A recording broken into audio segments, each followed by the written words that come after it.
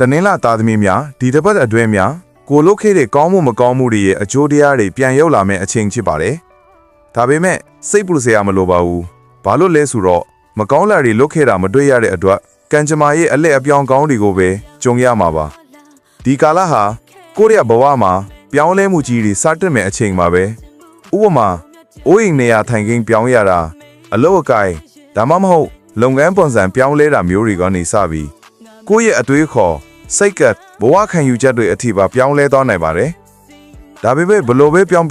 ကံကောင်းခြင်းကောင်းသောပြောင်းလဲခြင်းကောင်းသောအလဲအပြောင်းတွေကိုပဲအဓိကကြုံတွေ့ရမှာပါ။အချစ်ရေးနဲ့အိမ်တောင်ရေးမှာလည်းကောင်းမွန်တဲ့အလဲအပြောင်းတွေထပ်ပေါ်လာပါလိမ့်မယ်။ရီမန်းချက်အသက်တွေစိတ်ကူးအကြံအသက်တွေလည်းပေါ်ပေါက်လာတတ်ပါတယ်။တနင်္ဂနွေနဲ့တောက်ကြသားသမီးများကြောင့်စိတ်ချမ်းသာရတတ်တယ်လို့သူတို့စီကနေအကူအညီကောင်းတွေလည်းရရှိနိုင်ပါတယ်။စနေနဲ့အင်္ဂါသားသမီးတွေကြောင့်တော့စိတ်အနှောက်အယှက်နည်းနည်းထိရတတ်တာကိုတတိထားပါကံကောင်းစေမဲ့အယောင်တွေကတော့အပြာရောင်နဲ့အနီရောင်တွေကိုများဝတ်ပေးပါကျမ်းမာရဲ့အနေနဲ့တော့ခြေထောက်ခါစီးနဲ့ဒူးနဲ့ပတ်သက်တဲ့ယောဂတွေကိုအထူးဂရုစိုက်ပါ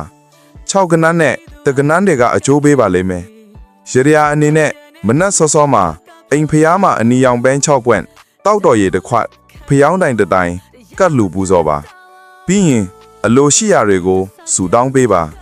အပတ်စဉ်ဟောစာတဲ့များကိုကြည့်ရှုနိုင်ရန်ဆရာရဲ့ TikTok အကောင့်ကို follow လုပ်ထားပေးပါ